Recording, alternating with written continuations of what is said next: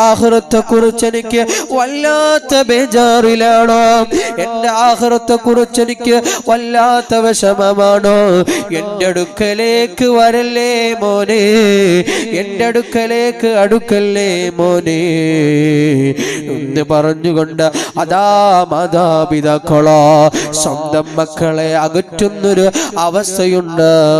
അതാണ് ആഖിറമാകുന്ന ലോകം, മഹ്ശറയാകുന്ന ആ വൻസഭ. അവസ്ഥയിലും മോനെ വരൂ, നിനക്ക് ശഫാഅത്ത് ചെയ്യാം, എനിക്ക് വേണ്ടി നിലകൊള്ളാം എന്ന് പറഞ്ഞ് നമ്മളെ സ്നേഹത്തോടെ ചേർത്തു പിടിക്കുന്ന ആ നേതാവിനെ ഇഷ്ടം വെക്കാതെ എങ്ങനെയാണോ നമുക്ക് നിലകൊള്ളാനാവുക?